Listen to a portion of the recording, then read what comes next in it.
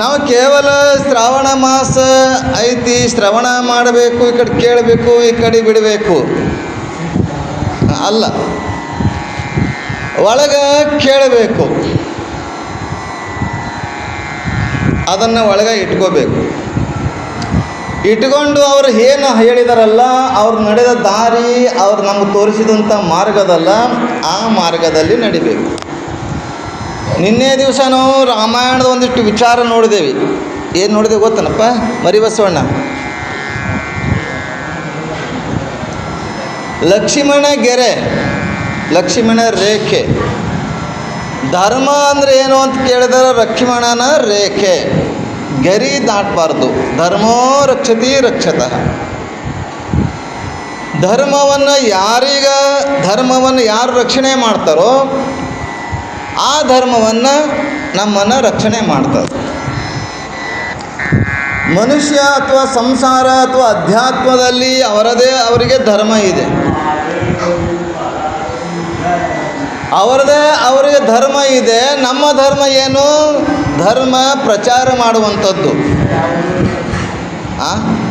ನಮ್ಮದೇನು ಧರ್ಮ ಇದೆ ಅಂದರೆ ನಾವು ಧರ್ಮ ಪ್ರಚಾರ, ತತ್ವ ಪ್ರಚಾರ ಮಾಡುವಂಥದ್ದು ನಮ್ಮ ಧರ್ಮ.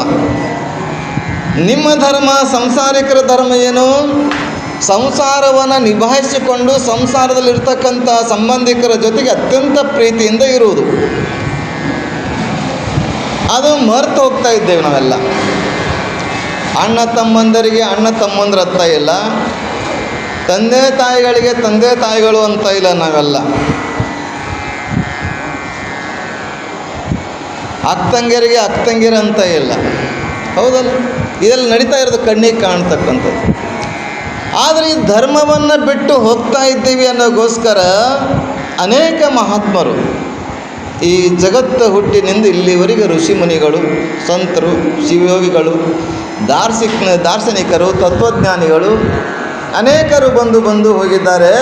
ನೀವು ಹೀಗಿರಪ್ಪ, ಹೀಗಿರಿ, ನೀವೆಲ್ಲ ಹೀಗಿದ್ರೆ ಚಂದ, ನಿಮ್ಮ ಸಂಸಾರ, ನಿಮ್ಮ ಕುಟುಂಬ ಸ್ವರ್ಗದಂಗಿರಬೇಕಾಗಿತ್ತಂದ್ರೆ ಅತ್ಯಂತ ಪ್ರೀತಿಯಿಂದ ಇರಲಿ. ಇಂಗ್ಲೀಷ್ ಲವ್ ಅಲ್ಲ, ಕನ್ನಡದ ಪ್ರೀತಿ. ಅದು ಇಂಗ್ಲೀಷ್ ಲವ್ ಅಂತಂದರೆ ಅಪಹಾರ್ಥ ಆಗಿಬಿಟ್ಟೈತೆ ಎಲ್ಲರಿಗೂ. ಕನ್ನಡದಲ್ಲಿ ಪ್ರೀತಿ, ಮಾಯಾ, ಮಮತೆ, ಅದರಿಂದ ಹಾಗಿರಲಿ. ಅಂಥದ್ದನ್ನು ಕಲಿಸ್ಲಿಕ್ಕೆ ಅನೇಕರು ಬಂದು ಹೋಗಿದ್ದಾರೆ, ಬರ್ತಾನೆ ಇದ್ದಾರೆ. ಆದರೆ ನಾವು ಮಾತ್ರ ಈ ಕೊಡ ಡಬ್ಬಿಟ್ಟು ನೀರು ತುಂಬ್ದಂಗೆ ಆಗತ್ತೈತಿ.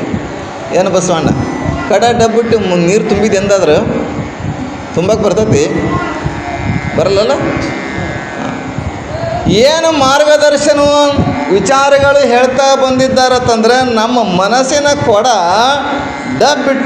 ಇಟ್ಟರೆ ಜ್ಞಾನದ ನೀರು ತುಂಬಲಕ್ಕೆ ಆಗ್ತದೇನೋ? ಇಲ್ಲ. ಎಷ್ಟು ಶಾಣೆ ಆಯ್ತು ನೀನು, ತಲೆಯಲ್ಲಿ ನಡ್ಸಕ್ಕಂತ. ಹಿಂಗೆ ಇರಬೇಕು. ಲಕ್ಷ್ಯ ಇಟ್ಟು ಕೇಳು. ನಾಳೆಗೆ ನಿನ್ನ ಸ್ಕೂಲ್ದಾಗ ಮಾಸ್ಟ್ರಿಗೆ ಪಾಠ ಮಾಡ್ಬೇಕು ನೀನು. ಹಾಗೆ ಮನಸ್ಸನ್ನು ಹಾಕಿಬಿಡ್ರಪ್ಪ, ಹಿಂಗೆ ಹಂಗಾತು ಇಡ್ರಿ ಮನಸ್ಸು.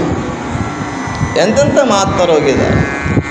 ನಿಮಗೆಲ್ಲ ಗೊತ್ತು, ಒಬ್ಬ ಕಳ್ಳತನ ಮಾಡುವಂಥ ಶರಣ, ಒಬ್ಬ ಕಳ್ಳತನ ಮಾಡ್ತಿದ್ದ. ಎಂಥ ಶರಣ ಅಂದರೆ ಕಳ್ಳತನ ಮಾಡ್ತಾ ಇದ್ದ. ಕಳ್ಳತನವನ್ನು ಬಿಡು ಅಂತ ಹೆಂಡ್ತಿ ಹೇಳ್ತಿದ್ರು. ಹೆಂಡ್ತಿ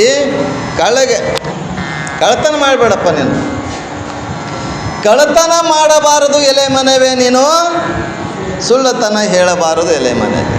ಹೇಳಿಲ್ಲ?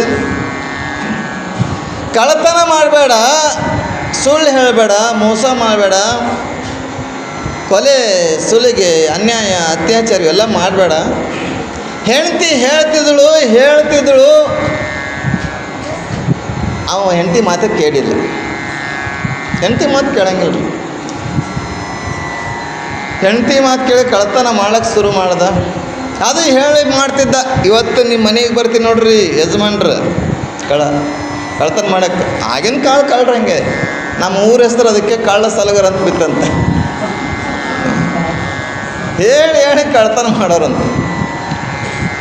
ಆ ಕಳ್ಳತನ ಮಾಡೋದು, ನಾನು ಒಬ್ಬ ಕಳ್ಳನೇ. ಯಾಕೆ ನಿಮ್ಮ ಮನಸ್ಸನ್ನೆಲ್ಲ ಕದ್ದಿನಲ್ಲ. ಜ್ಞಾನವನ್ನು ಕಳ್ಳತನ ಮಾಡಿದ್ದೀನಿ, ಪ್ರೀತಿಯನ್ನು ಕಳ್ಳತನ ಮಾಡಿದ್ದೀನಿ. ಆ ಕಳ್ಳತನವನ್ನು ಮಾಡಬೇಡ ಅಂತ ಹೇಳಿ ಹೇಳಿ ಹೇಳ್ತಿದ್ರು. ನಾ ಬಿಡ್ತಿದ್ದೆ, ಅವ ಬಿಟ್ಟಿಲ್ಲ. ಒಂದು ದಿವಸ ಅವನ ಮನಸ್ಸು ಪರಿವರ್ತನೆ ಹೆಂಗಾಗ್ತದೆ ಗೊತ್ತಿಲ್ಲ. ಒಂದು ದಿವಸ ಒಬ್ಬ ಮನೆಗೆ ಹೋಗ್ತಾನೆ, ಒಬ್ಬರ ಮನೆಗೆ. ಕಳ್ಳತನ ಮಾಡೋರು ಸಾಮಾನ್ಯವಾಗಿ ಬೆಳಗಿನ 3ರಿಂದ 5 ಗಂಟೆವರೆಗೆ ರೀ, 3ರಿಂದ 5 ಗಂಟೆ. ಆವಾಗ ಒಳ್ಳೆ ನಿದ್ದೆ. ಯಾಕಂದ್ರೆ 11, 12 ತಕ್ಕಂತೂ ನಾ ಯಾರೂ ಮಲಗಲ್ಲ. ಮಾತಾಡ್ತಾ ಕೂಡ್ತಿರ್ತೀವಿ, ಕಟ್ಟೆ ಮೇಲೆ ಕೂಡ್ತೀವಿ, ಊಟ ಆದಮೇಲೆ ವಾಕಿಂಗ್ ಮಾಡ್ತೀವಿ, ಏನೇನೋ ಅಷ್ಟ 11, 12 ತಕ್ಕಂತೂ ಮಲ್ಕೊಳ್ಳಲ್ಲ. ಒಳ್ಳೆ ನಿದ್ರೆ ಟೈಮ್ ಅಂದರೆ 3ರಿಂದ 5 ಗಂಟೆ. ಅದು ಬ್ರಹ್ಮಿ ಮುಹೂರ್ತ. ಅವಾಗ ಎದ್ದು ಪೂಜೆ ಮಾಡಬೇಕು, ಸ್ನಾನ ಮಾಡಬೇಕು, ಎಲ್ಲ ಮಾಡಬೇಕು, ಅವಾಗೇ ಮಲಗ್ತೇವೆ ನಾವು. 12ರಿಂದ 3 ಗಂಟೆ ತಕ್ಕ ದೆವ್ವಗಳು ಓಡಾಡುವಂಥ ಸಮಯ. 3ರಿಂದ 6 ಗಂಟೆ, 3ರಿಂದ ಸೂರ್ಯ ಆಗುವ ಒಳಗೆ ಅದು ಬ್ರಹ್ಮಿ ಮುಹೂರ್ತ, ದೇವತೆಗಳು ಓಡಾಡುವಂಥ ಸಮಯ. ನಿಮ್ಮ ಬ್ರಹ್ಮಿ ಮುಹೂರ್ತದಲ್ಲಿ ಪೂಜೆ ಮಾಡ್ತೀವತ್ತಂದ್ರೆ ಸೂರ್ಯ ನೆತ್ತಿ ಮೇಲೆ ಬಂದು ಪೂಜೆ ಮಾಡೋದಲ್ಲ. ಬ್ರಹ್ಮಿ ಮುಹೂರ್ತ ಅಂದ್ರೆ 3ರಿಂದ 6 ಗಂಟೆ ಒಳಗೆ. ಮತ್ತು ನಾನು ಎಲ್ಲ ಕಲೀರಿ, ನಾ ಇಟ್ಟು ಮಾತುಗಳು ಹೇಳ್ತೀನಲ್ಲ, ಒಂದಿಷ್ಟು ಒಳಗೆ ಇಳಿಬೇಕು. ಆಗ ಬ್ರಹ್ಮಿ ಮುಹೂರ್ತದಲ್ಲಿ ಆ ಒಳ್ಳೆ ನಿದ್ದೆ ಹತ್ತಿರುತ್ತದೆ ಎಲ್ಲರಿಗೆ. ಆ ಸಮಯದಲ್ಲಿ ಅವ ಕಳ್ಳತನಕ್ಕೆ ಹೋಗ್ತಿದ್ದ. ಕಳ್ಳತನವನ್ನು ಮಾಡಿ ಇನ್ನೇನು ಮೂಟೆ ಕಟ್ಕೋಬೇಕು, ಗಂಟೆ ಕಟ್ಟಬೇಕು. ಕಟ್ಟಿದಾನ ಆವಾಜ್ ಬರ್ತೈತಿ, ಮಾತಾಡೋದು ಆವಾಜ್ ಬರ್ತೈತಿ. ಆವಾಜ ಬರ್ತದ, ಏನು ಮಾಡ್ತಾಯಿದ್ದಾರೆ, ಯಾರು ಮಾತಾಡ್ತಾ ಇದ್ದಾರೆ ಅಂತ ಹಣಿಕೆ ಹಾಕಿ ನೋಡ್ತಾನ. ಹಣಿಕೆ ಹಾಕಿ ನೋಡಿದ ಕೂಡಲೇ ಒಬ್ಬ ಗುರುಗಳು ಒಬ್ಬ ಶಿಷ್ಯನಿಗೆ ಉಪದೇಶ ಮಾಡಿ ದೀಕ್ಷೆ ಕೊಟ್ಟು ಉಪದೇಶ ಮಾಡ್ತಾ ಇರ್ತಾರೆ. ಲಿಂಗ ದೀಕ್ಷೆಯನ್ನು ಕೊಟ್ಟು ಅಂಗೈ ಒಳಗೆ ಲಿಂಗ ಇಟ್ಟಿದ್ದಾರೆ. ಮಡಿಯಿಂದ ಗುರು ಶಿಷ್ಯರ ಕೂತಿದ್ದಾರೆ, ಮಂತ್ರೋಪದೇಶ ಮಾಡಿದ್ದಾರೆ. ನೀನು ಮುಂಜಾನೆ ಬೇಗ ಹೇಳ್ಬೇಕಪ್ಪ, ಸ್ನಾನ ಮಾಡಬೇಕು. ಸ್ನಾನ ಮಾಡಲಾರ್ದೆ ಬಾಯಾಗ ನೀರು ಹಾಕಬಾರ್ದು. ಅದನ್ನು ಶೌಚಾದಿ ಕ್ರಿಯೆಗಳನ್ನು ಮುಗಿಸಿ ನೀ ಏನು ಮಾಡು, ಲಿಂಗಾರ್ಚನೆ ಮಾಡು. ಲಿಂಗಾರ್ಚನೆಯನ್ನು ಮಾಡ್ತಾ ಮಾಡ್ತಾ ಏಕದೃಷ್ಟಿಯಿಂದ ನೋಡು, ನಿನಗೆ ಶಿವಯೋಗ ಉಂಟಾಗ್ತದೆ. ಹಠಯೋಗ, ಶಿವಯೋಗ, ಮಂತ್ರಯೋಗ, ಲಯಯೋಗ, ಪಂಚಯೋಗಗಳದ. ನೀನು ಹಾಗೆ ಲಿಂಗವನ್ನು ನೋಡ್ತಾ ನೋಡ್ತಾ ತ್ರಾಟಕ ದೃಷ್ಟಿಯಿಂದ ನೋಡ್ತಾ ಇದ್ರೆ ನಿನ್ನ ಮನಸ್ಸು ಏಕಾಗ್ರತೆ ಆಗ್ತದೆ, ನಿನ್ನ ಕಣ್ಣಲ್ಲಿ ತೇಜಸ್ಸು ಬರ್ತದೆ. ನಿನಗೆ ಯಾರಿಗೆ ಒಳ್ಳೆಯದಾಗಲಿ ಅಂತ ನೋಡ್ತೀವೋ ಅವ್ರಿಗೆ ಒಳ್ಳೆಯದಾಗ್ತದೆ. ಹಾಗೆ ಲಿಂಗ ಪೂಜೆಯಲ್ಲಿ ಇಡೀ ಜಗತ್ತನ್ನು ಅಲ್ಲಿ ನೋಡ್ಬೋದು. ನೀವು ಟಿ ವಿ ನೋಡ್ತಿರಲ್ಲ, ಹಿಂದಿನ ಕಾಲದಲ್ಲಿ ಲಿಂಗದಲ್ಲಿ ಎಲ್ಲ ಮಹಾತ್ಮರು ನೋಡ್ತಿದ್ರಂತೆ. ಲಿಂಗ ಇಟ್ಕೊಂಡು ಇವ್ರ ಮನೆಯಾಗ ಏನು ನಡೀತಾ ಇದೆ, ಈ ಊರಲ್ಲಿ ಏನು ನಡೀತಾ ಇದೆ, ನನ್ನ ಭಕ್ತರು ಹೇಗಿದ್ದಾರೆ ಅಂತ ನೋಡಿದ್ರೆ ಆ ಲಿಂಗದಲ್ಲೇ ಕಾಣ್ತಿತ್ತು. ಅಂಥ ಶಕ್ತಿ ಇದೆ ಲಿಂಗ ಪೂಜೆ. ಮಾಡ್ರಿ, 5 ನಿಮಿಷ ಕುತ್ಕೊಳಕ್ಕಾಗಲ್ಲ ನಮಗೆ, ಕುತ್ಕೋಬೇಕು. ನಾನು ಮಂತ್ರ ಹೇಳ್ತೀನಲ್ಲ, ಇಲ್ಲಿ ಒಂದು ಸ್ವಲ್ಪ ಹೆಚ್ಚು ಕಮ್ಮಿ ಆದರೆ ನಿಮಗೆ ಗಡಿಬಿಡಿ ಶುರು ಆಗ್ತದೆ. ಕುತ್ಕೊಳ್ಳೋಕ್ಕೆ ನಮ್ಗೆ ಬರೋಂಗಿಲ್ಲ. ಅದಕ್ಕೆ ನಮಗೆ ಕುತ್ಕೊಳ್ಳೋಕೆ ಬರಲ್ಲ ಅನ್ನೋಗೋಸ್ಕರ, ನಡೆಯೋಕ್ಕೆ ಬರಲ್ಲ ಅನ್ನೋಗೋಸ್ಕರ ಏನು ಮಾಡ್ತಾರೆ, ಹೋದ್ಮೇಲೆ ಜೀವ ಹೋದ್ಮೇಲೆ ಕಾಲ ಮೇಲೆ ಕಾಲಿಟ್ಟು ಕಾಲು ಮುರಿದು ಮಳೆ ಹೊಡಿತಾರೆ. ಈಗ ಗಾಡಿಗೆ ಮಳೆ ನಡೀತಾವಿಲ್ಲ, ಈಗಿಲ್ಲೇನು ಹೊಡಂಗಿಲ್ಲ ಮಳೆ ನಿಮ್ಮ ಗಾಡಿ. ಮತ್ತು ಇದು ಮುಂದಕ್ಕೆ ಬೀಳ್ತೈತಲ್ಲ ಹಿಂದೆ.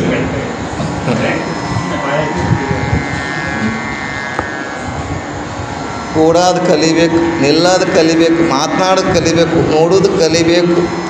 ಎಲ್ಲ ಶರಣರೆಲ್ಲ ಇದೆಲ್ಲ ಕಲಿಸಿದ್ದಾರೆ ಮಹಾತ್ಮರು. ಹ್ಯಾಂಗೆ ನಿಂದಿರಬೇಕು, ಹ್ಯಾಂಗೆ ಕೊಡಬೇಕು, ಮಾತಿರ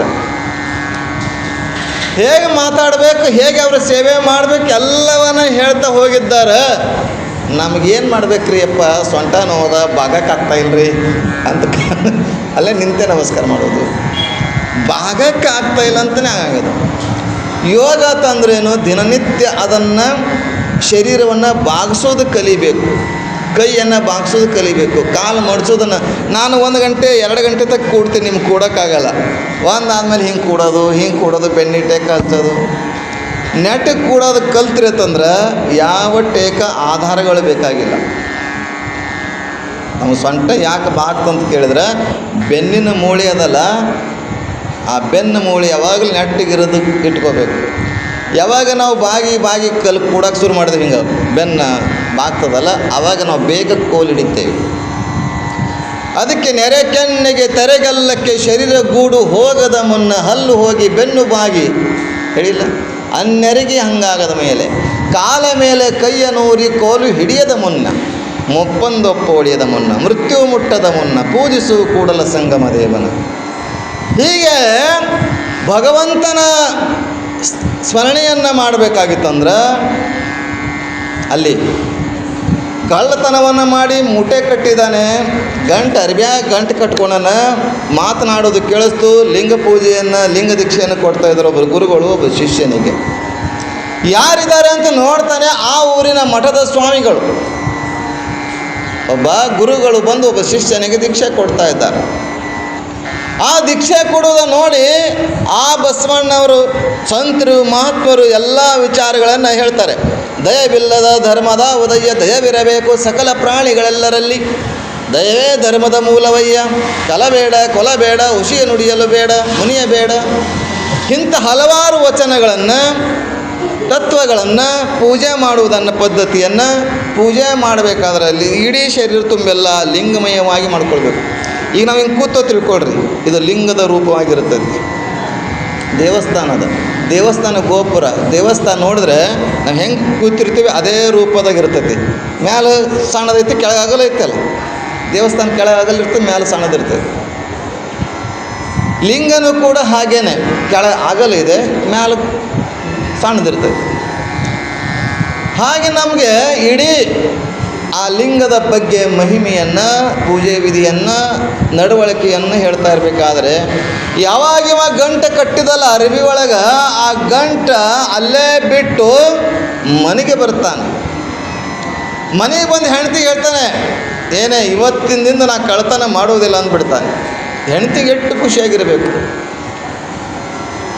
ಹೆಂಡ್ತಿ ಇಷ್ಟು ದಿವಸ ಬೇಡ ಅಂತ ಹೇಳ್ತಿದ್ರು, ಆದ್ರೆ ಇವತ್ತು ನನ್ನ ಗಂಡ ಬಂದು ನನಗೆ ಹೇಳ್ತಾ ಇದ್ದಾನಲ್ಲ, ಯಾವನೋ ಒಬ್ಬ ಬಸವಣ್ಣ, ಯಾವನೋ ಒಬ್ಬ ಗಂಡ ದಿನಾ ತೀರ್ಥ ತೊಗೊತಿದ್ದಂತ. ಹೆಂಡ್ತಿದ ಗಂಡ ದಿನಾ ತೀರ್ಥ ತೊಗೊತಿದ್ದ ಗಂಡ ಹೆಂಡ್ತಿ ಹೇಳಂತ, ರೀ ಹಿಂಗೆ ದಿನಾ ಕುಡ್ದಿಲ್ಲ ಶರೀರ ಹಾಳಾಗ್ತೈತಿ, ಲಿವರ ಹಾಳಾಗ್ತದೆ, ಹೃದಯ ಹಾಳಾಗ್ತದೆ, ಶರೀರ ಹಾಳಾಗ್ತದೆ, ಮನೆ ಹಾಳಾಗ್ತದೆ, ಹೊಲ ಹಾಳಾಗ್ತದೆ, ಎಲ್ಲ ಹಾಳಾಗ್ತದೆ, ಕುಡಿಯೋದು ಬಿಡ್ರಿ ಅಂತ ಹೇಳ್ತಾಳೆ.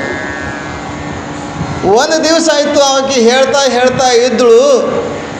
ಒಂದು ದಿವಸ ಕಾಲಿಗೆ ಮುಟ್ಟಿ ಹೇಳ್ತಾನೆ, ಪಾದ ಮುಟ್ಟಿ ಹೇಳ್ತಾನೆ, ನಿನ್ನ ಪಾದ ಮುಟ್ಟಿ ಹೇಳ್ತೀನಿ, ಇಷ್ಟು ದಿವಸ ಹೇಳ್ಕೊತ ಬಂದಿಯಲ್ಲ, ಇವತ್ತಿನ ಪಾದ ಮುಟ್ಟಿ ಹೇಳ್ತೀನಿ ಅಂತ ನಮಸ್ಕಾರ ಮಾಡಿ ಹೇಳ್ತಾನೆ. ಹೆಂಡತಿ ಪಾದ ನಮಸ್ಕಾರ ಮಾಡ್ತಾನೆ ಗಂಡ, ಪಾದ ಮುಟ್ಟಿ ಹೇಳ್ತೀನಿ, ಇವತ್ತಿನ ನಾ ಕುಡಿಯೋದು ಬಿಡ್ತೀನಿ ಅಂತ ಹೇಳ್ಬಿಡ್ತಾನೆ. ಏನೋ ಇವತ್ತಿನಿಂದ ನಾ ಕುಡಿಯೋದು ಬಿಡ್ತೀನಿ. ಹೆಂಡತಿ ಖುಷಿನೇ, ನನ್ನ ಗಂಡ ನನ್ನ ಮಾತು ಕೇಳ್ದ, ನನ್ನ ಗಂಡ ಇವತ್ತು ಕುಡಿಯೋದು ಬಿಡ್ತಾನೆ ಅಂತ ಹೇಳಿದ, ನನ್ನ ಗಂಡ ಇವತ್ತು ಕುಡಿಯೋದು ಬಿಡ್ತೀನಿ ಅಂತ ಹೇಳಿದ, ನನ್ನ ಗಂಡ ಇವತ್ತು ಕುಡಿಯೋದು ಬಿಡ್ತೀನಿ ಅಂತ ಎಲ್ಲರಿಗೂ ಹೇಳ. ಏನು ಬಂದು ಎಲ್ಲ ಕಡೆ ಹೇಳಿ ಬಂದು ಕೈಕಾಲ ಮುಖ ತೊಳ್ಕೊತಾಳೆ. ಕಾಲಕ್ಕೆ ಚೈನಾ ಕಾಲುಂಗುರು ಇಲ್ಲೇ ರೀ, ಚೈನಾ ಕಾಲುಂಗುರು ಇಲ್ಲ. ಪಕ್ಕ ಕುಡಿದು ಬರ್ತಂತ ಗೊತ್ತೈತಿ. ಯಾವಾಗ ಕಾಲು ಬಿದ್ದು ಕಾಲುಂಗುರು ಉಚ್ಕೊಂಡು ಹೋಗಿದ್ದವು ಚೈನಾ ಕಾಲುಂಗುರ, ಕುಡಿಯೋಕೆ ಕಡಿಮೆ ಬಿದ್ದಿತ್ತು. ಹೀಗೆ ಹೆಂಡತಿ ಕಳ್ತನ ಮಾಡಬೇಡ ಅಂತ ಹೇಳಿದ್ರು. ಗಂಡಗೆ ಬಂದು ಹೇಳ್ತಾನೆ. ಆವಾಗ ಹೆಂಡತಿ ಖುಷಿ ಆಯಿತು. ಏನು ಕಾಯಕ ಮಾಡ್ತಿರತ್ತಂದ್ರೆ ಕಟ್ಗೆ ಮಾಡಿ ಕಾಯಕ, ಕಟ್ಗೆ ಸೌದೆ ಉರುವಲು ಏನಂತೀರಿ, ಆ ಕಟ್ಗೆಗಳನ್ನು ಸೌದೆಗಳನ್ನು ಸಂಗ್ರಹ ಮಾಡೋದು, ಮಾರಾಟ ಮಾಡಿ ಜೀವನ ಮಾಡೋಕ್ಕೆ ಶುರು ಮಾಡ್ತಾರೆ. ಮಾರಕ್ಕೆ ಶುರು ಮಾಡ್ದ ಒಂದು ಏನತ್ತಂದ್ರೆ ಅವನಲ್ಲಿ ನಾನು ದೀಕ್ಷಾ ಪಡಿಬೇಕು, ನಾನು ಗುರುಗಳಿಂದ ದೀಕ್ಷೆ ಪಡಿಬೇಕು, ಲಿಂಗ ಪೂಜೆ ಮಾಡಬೇಕು, ನಾನು ಒಳ್ಳೆಯವನು ಆಗಬೇಕು ಅಂತ ಅವನಲ್ಲಿತ್ತು. ಕಳ್ಳತನ ಬಿಟ್ಟು ಕಟ್ಟಿಗೆ ಮಾರಿ ಜೀವನ ಮಾಡೋಕ್ಕೆ ಶುರು ಮಾಡ್ದ. ಮಠಕ್ಕೆ ದಿನ ಒಂದೊಂದು ಹೊರಿ ಕಟ್ಟಿಗೆಯನ್ನು ಹಾಕ್ತಾ ಹೋಗ್ತಾನೆ. ದಾಸೋಹಕ್ಕೆ ಕಟ್ಟಿಗೆ ಹಾಕ್ಕೊಂಡು ಹೋದ. ಒಂದು ದಿವಸ ಗುರುಗಳು ಕೇಳ್ತಾರೆ, ಯಾಕಪ್ಪ ದಾಸೋಹಕ್ಕೆ ಕಟ್ಟಿಗೆ ಯಾರು ಹಾಕಾಗತ್ತಾರ ರೀ, ಭಾಳ ಕಾಣಾಗತ್ತವ ತಂದಾಗ. ಅವೇನ್ರಿ ಒಬ್ಬ ಅದನ್ರಿ ಕೆಳ ಸಮಾಜದ ಒಬ್ಬ, ಅದಕ್ಕೆ ನೀವು ಗೊತ್ತಿಲ್ಲದೆ ಅವನು ಕಟ್ಟಿಗೆ ಹಾಕಿ ಸೇವೆ ಮಾಡ್ತಾಯಿದ್ದಾನೆ ಅಂತಂದಾಗ, ಕಟ್ಟಿಗೆ ಬರೀ ಕಟ್ಟಿಗೆ ಹಾಕ್ತಾನೋ ಏನಾದರೂ ಅವನಿಗೆ ಕೊಟ್ಟು ಕಳಿಸ್ತೀರಿ? ಇಲ್ಲರಿ, ಅವ್ನು ಏನು ಕೊಟ್ಟರು ತೊಗೊಳಂಗಿಲ್ಲ ನಾವು. ಅವನಿಗೆ ಅವ ಬಂದಾಗ ನನಗೆ ಭೇಟಿ ಮಾಡೋಕ್ಕೆ ಹೇಳ್ರಿ ಅಂತಾರೆ. ಆಗ ಗುರುಗಳು ಒಂದು ಸಲ ಕೂತಿರ್ತಾರೆ, ಅದೇ ಕಟ್ಟಿಗೆ ಮಾರಿ ಬಂದಿರ್ತಾನೆ, ಒಂದು ಹೊರಗೆ ಕಟ್ಟಿಗೆ ಹಾಕಿ ಹೋಗ್ತಾ ಇರ್ತಾನೆ. ಯಾಕೋ ಕಟ್ಟಿಗೆ ಹಾಕಿ ಹಂಗೆ ಹೋಗ್ತಾ ಇದ್ದೆಲ್ಲ, ಏನಾದರೂ ತೊಗೊಂಡೋಗು, ನೀನು ಉಪಜೀವನ ಆಗಬೇಕಲ್ಲ, ನೀನು ಹೊಟ್ಟೆ ತುಂಬಬೇಕಲ್ಲ, ಹೆಂಡರು ಮಕ್ಕಳು ಎಲ್ಲ ಆಗಬೇಕಲ್ಲ. ಗುರುಗಳೇ, ನನಗೆ ಕಟ್ಟಿಗೆ ಹಾಕಿದ್ದಕ್ಕೆ ಏನು ಬೇಡ, ಆ ಕಟ್ಟಿಗೆ ಹಾಕಿದ್ದಕ್ಕೆ ನೀವು ಅವತ್ತು ಆ ಭಕ್ತರಿಗೆ ದೀಕ್ಷೆ ಕೊಟ್ಟು ಉಪದೇಶ ಮಾಡಿರಲ್ಲ, ನನಗೂ ದೀಕ್ಷೆ ಬೇಕು ರೀ, ನನಗೂ ದೀಕ್ಷೆ ಕೊಡಬೇಕು. ಎಷ್ಟವನ್ನೆಲ್ಲ ಆಸಕ್ತಿ. ಆಗೂ ಕೂಡ ಕೆಳ ಸಮಾಜ, ಮೇಲೆ ಸಮಾಜ, ಉನ್ನತ, ಬ್ರಾಹ್ಮಣ, ಲಿಂಗಾಯತ ಇವೆಲ್ಲ ಜಾತೀಯತೆ ಅವಾಗ ತುಂಬ ಇತ್ತು.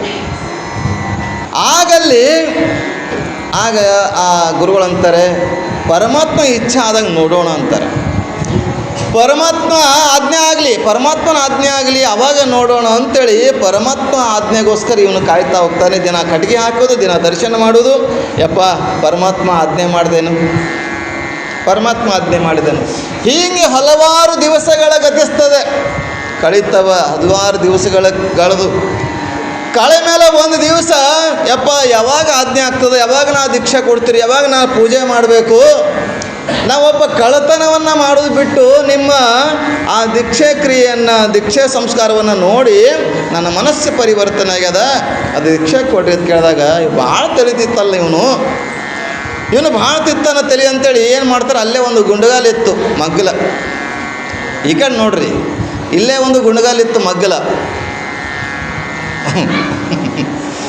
ಆ ಗುರುಗಳಂತಾರೆ, ಗುಂಡಗಾಲದ ಅದನ್ನು ಏನು ಮಾಡೋಣ ಅಂತೇಳಿ ಆ ಗುಂಡಗಾಲ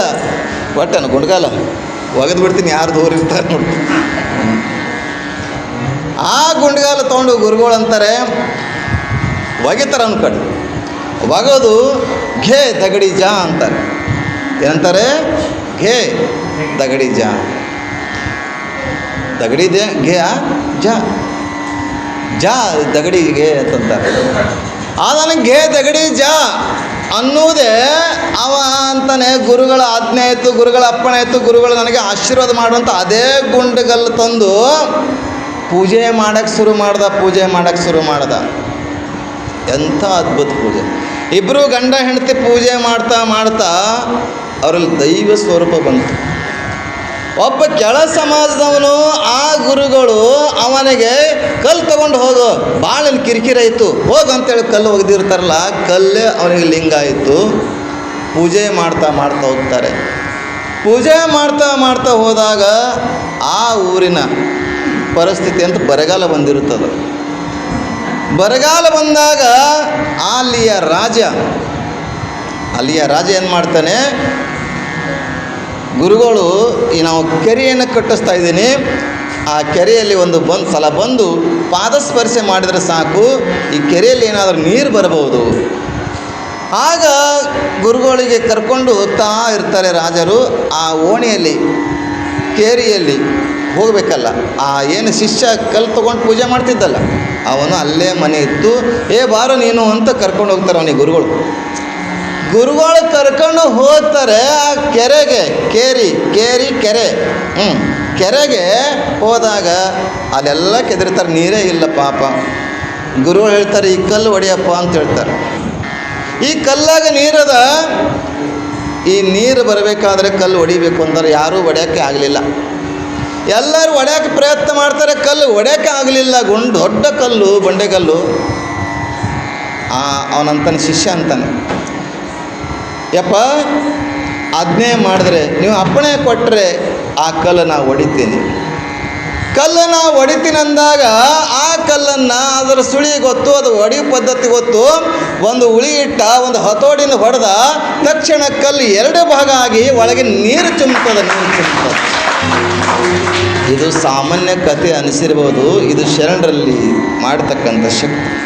ಲಿಂಗ ಪೂಜೆಯ ಶಕ್ತಿ, ಸಾಧನೆಯ ಶಕ್ತಿ, ಉಪಾಸನೆಯ ಶಕ್ತಿ, ಕಾಯಕದ ಶಕ್ತಿ, ದಾಸೋಹದ ಶಕ್ತಿ, ಶ್ರವಣದ ಶಕ್ತಿ, ಇವೆಲ್ಲ ಶಕ್ತಿಯನ್ನು ಅವನಲ್ಲಿ ಕರಗತಾಗಿದೆ.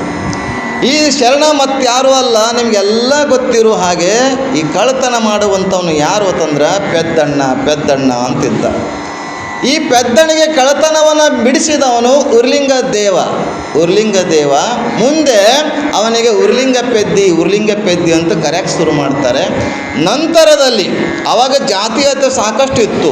ಅಂಥ ಸಂದರ್ಭದಲ್ಲಿ ಅಂಥ ಕೆಳ ಸಮಾಜದಲ್ಲಿರ್ತಕ್ಕಂಥ ಒಬ್ಬನಿಗೆ ತನ್ನ ಮಠಕ್ಕೆ ಮರಿಯನ್ನಾಗಿ ಮಾಡ್ತಾರೆ ಉರ್ಲಿಂಗ ದೇವರು, ಉರ್ಲಿಂಗ ಪೆದ್ದಿಯನ್ನು. ಹಾಗಿವತ್ತು ಅಂಥ ಸ್ಥಾನಕ್ಕೆ ಹೋಗಬೇಕಾಗಿತ್ತಂದರೆ ಅದಕ್ಕೆ ಕಡಿಕೋಳ ಮಾಡಳಪ್ಪರು ಕಳ್ಳತನ ಮಾಡಬೇಡ ಎಲೆ ಮನವೇ, ನೀ ಸುಳ್ಳುತನ ಹೇಳಬೇಡ ಎಲೆ ಮನವೇ. ಬಲ್ಲಂತ ಜ್ಞಾನಿಗಳ ಬಲ್ಲಷ್ಟು ಹೇಳಿದರ ಅಲ್ಲಂತ ಅನ್ನಬಾರದು ಎಲೆ ಮನವೇ.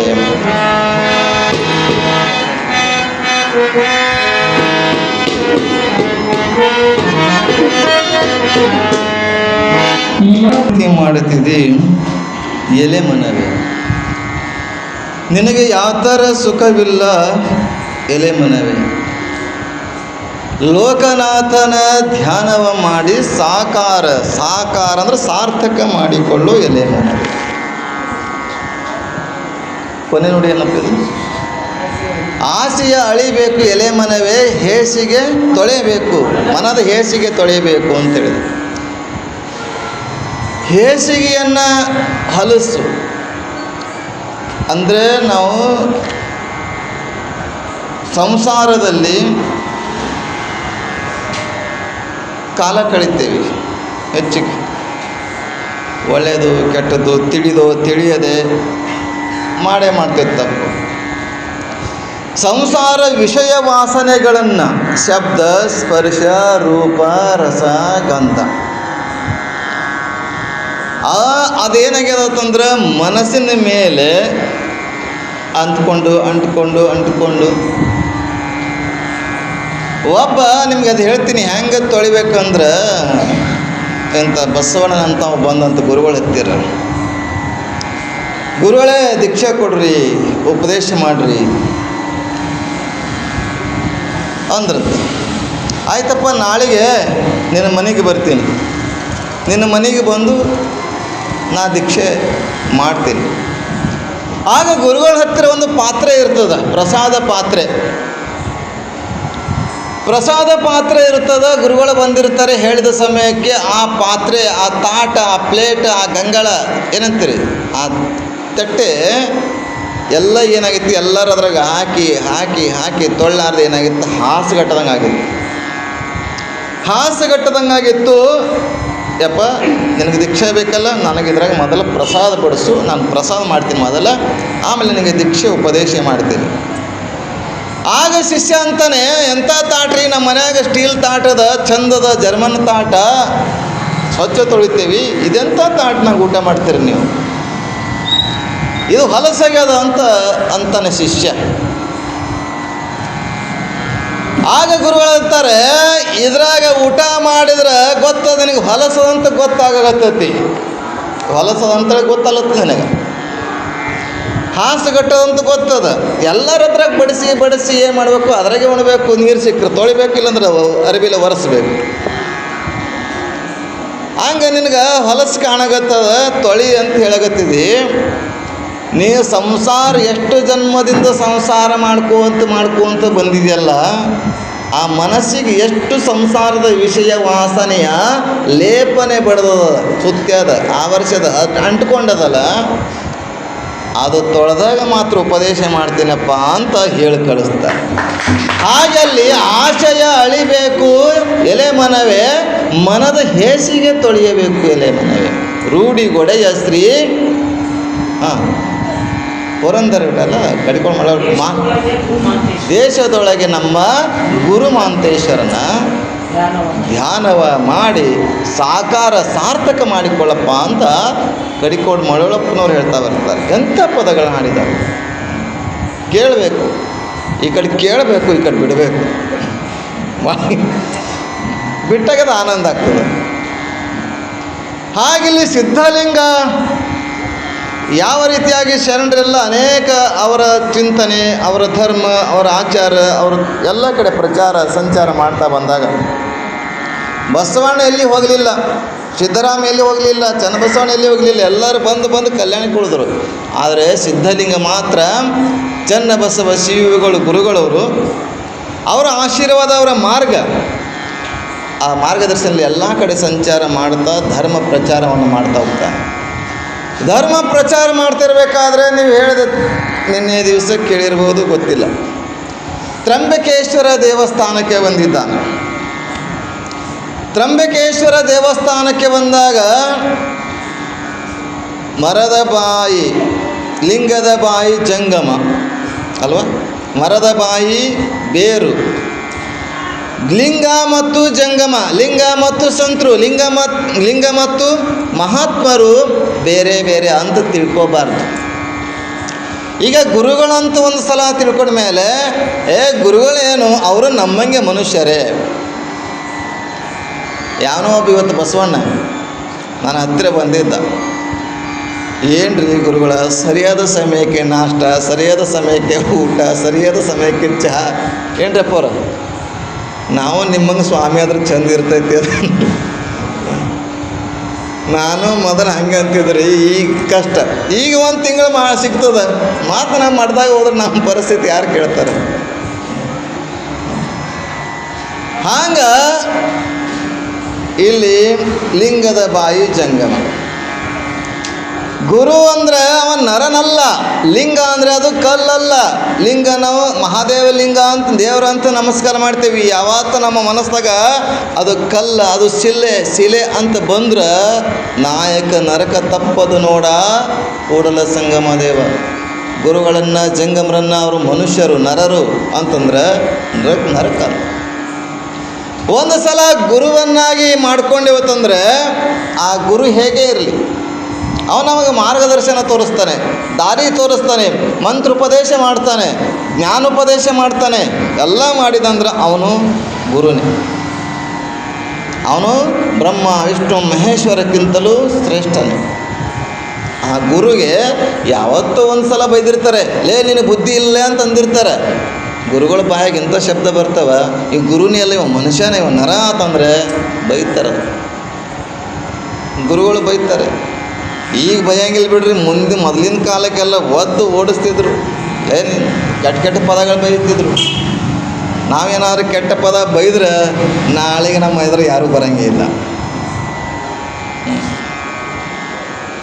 ಅಂಥವ್ರು ಅದಾಗುತ್ತೆ. ಅದಕ್ಕಾಗಿ ನಾವು ಆ ಗುರು ಸಿದ್ಧಲಿಂಗ ಅಲ್ಲಿ ತ್ರಂಬಕೇಶ್ವರಕ್ಕೆ ಬಂದಿದ್ದಾನೆ. ತ್ರಂಬಕೇಶ್ವರನ ಪರಮಾತ್ಮ ಮೊದಲೇ ಹೇಳ್ತಾನೆ, ತ್ರಂಬಕೇಶ್ವರ ದೇವರು ಪ್ರತ್ಯಕ್ಷ ಆಗಿ ಸಿದ್ಧಲಿಂಗ ಮಗನೇ ಬಾ ಇಲ್ಲಿ ಬಾ ಅಂತ ತೊಡಿ ಮೇಲೆ ಕೊಡಿಸ್ಕೊಂತ. ನಿಮಗೆಲ್ಲ ಗೊತ್ತದ, ಸಿದ್ಧಾರೂಢರ ಚರಿತ್ರೆಯನ್ನು ಕೇಳಿರಬಹುದು. ಸಿದ್ಧಾರೂಢರು ಗುರುದು ಗಜದಂಡ ಸ್ವಾಮಿಗಳ ಹತ್ತಿರ ಹೋಗುವ ಸಂದರ್ಭದಲ್ಲಿ ಭೀಮ ಶ್ಯಾಮ ಯಾರು ಇವ್ರ ಸ್ನೇಹಿತರು, ಭೀಮ ಇನ್ನೊಬ್ಬ ಅವ ಶಾಂತವಲ್ಲೇ ಇರಬೇಕು. ಅವ್ರು ಊಟ ಸಿಕ್ಕಾಗ ಊಟ ಮಾಡೋರು, ಇಲ್ಲ ಸುಮ್ಮನೆ ಶಿವನ ಧ್ಯಾನ ಮಾಡ್ಕೊತ ಇರೋರು. ಒಂದು ಊರಲ್ಲಿ ಹೋದರು, ಬಸವಣ್ಣ ಗುಡಿ ಊರು ಎಲ್ಲ ನೋಡು, ಬಸವಣ್ಣನ ಮೇಲೆ ಕೂತ್ರಂತ. ಜನ ಬೈದರು, ಪುರೋಹಿತರು ಪೂಜೆ ಮಾಡೋರು ಬೈದರು. ಹುಡುಗ ಬುದ್ಧಿ ಐತಿಲ್ಲ ನನಗೆ, ದೇವ್ರದದು ಅದ್ರ ಮೇಲೆ ಕೂಡ್ತಿ. ಈ ಸಣ್ಣ ಹುಡುಗರಿಗೆಲ್ಲ ತಂದಿರ್ತೀರಿ ನಾವು, ಇನ್ನು ಮ್ಯಾಲೆ ಅದ, ಇನ್ನು ಎತ್ತರಿಗೆ ಅದ ಬಸವಣ್ಣ. ಸಣ್ಣ ಹುಡುಗರಿಗೆ ಏನು ಗೊತ್ತಿರ್ತದೆ ದೇವರು ಅಂದರೆ ಏನು? ಅವರು ಮಕ್ಕಳಂದ್ರೆ ದೇವರು ಅಂತ ನಾವು ಹೇಳ್ತೇವೆ, ಕೆಳಗಿತ್ರ ಸಾಕದು. ಹುಡುಗರು ಆಟ ಆಡ್ಕೋತ ಮೇಲೆ ಕೂಡ್ತಾವೆ. ಅವ ಸಿದ್ಧಾರೂಢ 8-9 ವರ್ಷ ಇರ್ಬೋದು. ನಂದಿ ಮೇಲೆ, ಬಸವನ ಮೇಲೆ ಕೂತ್ಕೊಂತಾನೆ. ಬೈತಾರೆ. ಬೈದಾಗ ಸಾಕ್ಷಾತ್ ನಂದಿ ಜೀವವನ್ನು ತುಂಬಿಕೊಂಡು ಅಲ್ಲಿ ನೆರೆದಕ್ಕಂಥ ಜನರಿಗೆ ಹೇಳ್ತದೆ. ಬಸವಣ್ಣ ಹೇಳ್ತಾನೆ, ನನ್ನಲ್ಲಿ ಎಲ್ಲ ಭಕ್ತರು ಬಂದು ದರ್ಶನ ಮಾಡಿ ಮಾಡಿ ಮಾಡಿ ನನ್ನಲ್ಲಿ ಇರ್ತಕ್ಕಂಥ ಶಕ್ತಿಯನ್ನು ತಗೊಂಡು ಹೋಗಿದ್ದಾರೆ. ಸಿದ್ಧಾರೂಢ ಸಾಮಾನ್ಯ ಅಲ್ಲ, ಅವನ ಪರಮಾತ್ಮನ ಸ್ವರೂಪ. ಅವನ ನನ್ನ ಮೇಲೆ ಕೂತ್ರೆ ಶಕ್ತಿ ತುಂಬ ಕೂತಿದ್ದಾನೆ, ಶಕ್ತಿಯನ್ನು ತುಂಬಕ್ಕೆ ಕೂತಿರ್ತಾರೆ. ಮಹಾತ್ಮರ ಹಸ್ತ ನಾವು ಸ್ಥಾಪನೆ ಮಾಡಬೇಕಾದ್ರೆ ನೀವೇ ಮಾಡ್ಬೋದಲ್ಲ, ಯಾಕೆ ಒಬ್ಬ ಮಠಾಧೀಶರು ಒಬ್ಬ ಮಹಾತ್ಮರು ತಂದು ಮಾಡ್ತೀರಿ? ಅವರು ಧ್ಯಾನ ಜಪ ತಪ ಪೂಜೆ ಮಾಡಿದ ಶಕ್ತಿಯನ್ನು ಆ ಲಿಂಗಕ್ಕೆ ಧಾರೆ ಎರಿತಾರೆ, ಬಸವನಿಗೆ ಧಾರೆ ಎರಿತಾರೆ. ಹಾಗೆ ಅಲ್ಲಿ ಶಕ್ತಿ ಇರಲಿಲ್ಲ. ಬಸವಣ್ಣ ಮಾತಾಡ್ತಾನೆ, ನನ್ನಲ್ಲಿ ಶಕ್ತಿ ಕಡಿಮೆ ಆಗಿತ್ತು, ಆ ಶಕ್ತಿ ತುಂಬುವುಗೋಸ್ಕರ ಸಿದ್ಧಾರೂಢ ಕೂತಿದ್ದಾನೆ, ನೀವೇನೂ ತಪ್ಪು ತಿಳ್ಕೊಬೇಡ್ರಿ ಅಂತ ನೆರೆದ ಜನರಿಗೆ ಹೇಳಿದಾಗ ಆವಾಗ ಸಿದ್ಧಾರೂಢರಿಗೆ ಸಾಷ್ಟಾಂಗ ನಮಸ್ಕಾರ ಆಗ್ತಾರೆ ಜನರೆಲ್ಲ. ಹಾಗಿಲ್ಲಿ ತ್ರ್ಯಂಬಕೇಶ್ವರ ದೇವಸ್ಥಾನದಲ್ಲಿ ತ್ರ್ಯಂಬಕೇಶ್ವರ ಸಾಕ್ಷಾತ್ ಪರಶಿವನೇ ಬಂದು ಯಪ್ಪ ಸಿದ್ಧಲಿಂಗ ಬಾ ಮಗನೇ ಅಂತ ತೊಡಿ ಮೇಲೆ ಲಿಂಗದ ಮೇಲೆ ಬಂದು ಕೂತಿರ್ತಾನೆ. ಲಿಂಗದ ಮೇಲೆ ಕೂತಾಗ ಜನರು ದರ್ಶನಕ್ಕೆ ಬರೋರೆ ನೋಡೋರೆ ಬೈತಾರೆ, ಏ ಹುಚ್ಚ ಲಿಂಗದ ಮೇಲೆ ಕೂತಿಯಲ್ಲೋ, ನಿಮಗೆಲ್ಲ ಗೊತ್ತಿದೆ. ಶರಣರಲ್ಲಿ ಒಬ್ಬ ಮನ್ಕೊಂಡಂತ ಬಂದ ಆ ಕಡೆ ಕಾಲು ಮೇಲೆ ಮನ್ಕೊಂಡಂತ. ಆಗ ಕಾಲು ಮಾಡಿ ಮಾಡ್ಕೊಂಡಾಗ ಜನ ಅಂತಾರೆ, ಸಾಮಾನ್ಯ ಜನ ಅಂತಾರೆ, ಏ ಗೊತ್ತಾಗ್ತದಲ್ಲಪ್ಪ ನಿನಗೆ ದೇವ್ರದ ದೇವ್ರ ಕಡೆ ಕಾಲು ಮಾಡಿ ಚಾಚಿ ಅಲ್ಲ. ಗುರುಗಳು ಅಂತಾರೆ, ಯಾಕಡೆ ದೇವರೆಲ್ಲ ಆ ಕಡೆ ಇಡು ಅಂತ ಹೇಳ್ತಾರೆ. ಯಾಕಡೆ ಇಲ್ಲ ದೇವರು ಆ ಕಡೆ ಕಾಲು ಇಡುವ ತಂದಾಗ ಎಲ್ಲ ಕಡೆ ಎತ್ತೆತ್ತಿ ಕಾಲು, ನನಗೆ ಕಾಲು ಎತ್ತಕ್ಕಾಗಲ್ಲ, ವಯಸ್ಸಾಗ್ಯದ, ಹಾಗೆ ಪ್ರವಾಸ ಮಾಡ್ಕೊಂಡು ಬಂದೀನಿ, ಕಾಲು ನೀ ಎಕಡೆ ದೇವರೆಲ್ಲ ಆ ಕಡೆ ಇಡು ಅಂತಂದರು. ಎಲ್ಲೆಲ್ಲಿ ಇಡಕ್ಕೆ ಹೋಗ್ತಾನೆ ಅಲ್ಲೆಲ್ಲ ಲಿಂಗಗಳನ್ನೇ ಸ್ಥಾಪನೆ ಆಗ್ತಾವಂತ. ಆಗ ಅವನು ಸಾಕ್ಷಾತ್ ಪರಶಿವನೇ ಆಗಿದ್ದ, ಇವನು ಪರೀಕ್ಷೆಗೆ ಬಂದಿದ್ದ. ಜಗದಗಲ ಮುಗಿಲಗಲ ಪರಮಾತ್ಮ ಇದ್ದಾನೆ, ತುಂಬ ಕಡೆ ಎಲ್ಲ ಕಡೆ ಇದ್ದಾನೆ ಪರಮಾತ್ಮ. ಅಂಥ ಪರಮಾತ್ಮ ತನ್ನ ತೊಡೆ ಮೇಲೆ ಕೊಡಿಸ್ಕೊಂಡಿದ್ದಾನೆ. ಬೈತಾರೆ ಜನ, ಕಳಿಸ್ತಾರೆ. ಏನು ಕಳಿಸಿದ್ರು ಲಿಂಗನೇ ಮಾಯ ಆಗಿತ್ತು. ಲಿಂಗ ಮಾಯ ಆಗಿತ್ತು. ಲಿಂಗ ಮಾಯವಾಯಿತು. ಆವಾಗ ಅಲ್ಲಿ ಅವನನ್ನು ಕರೆದು ಮತ್ತೆ ಗೌರವಿಸಿ ಪೂಜಿಸಿದಾಗ ಮಾತ್ರ ಮತ್ತೆ ಯಥಾಸ್ಥಿತಿಯಾಗಿ ಲಿಂಗವನ್ನು ಸ್ಥಾಪನೆ ಆಗ್ತದೆ. ಲಿಂಗ ನಾವು ನೋಡುವಂಥವ್ರು ಆಗ್ತೀವಿ ಅಂತ ಆಕಾಶವಾಣಿ ಆದಾಗ ಸಿದ್ಧಲಿಂಗನಿಗೆ ಹುಡ್ಕೊಂಡು ಬಂದು ಪೂಜೆ ಸತ್ಕಾರ ಗೌರವವನ್ನು ಸಲ್ಲಿಸಿದಾಗ ಅಲ್ಲಿ ಲಿಂಗ ಮತ್ತೆ ಕಾಣುವಂಥದ್ದಾಗ್ತದೆ. ಹೀಗೆ ಇನ್ನೊಂದು ಕಡೆ ಮತ್ತೊಂದು ಪವಾಡವನ್ನು ನಾವು ನೋಡ್ತೀವಿ.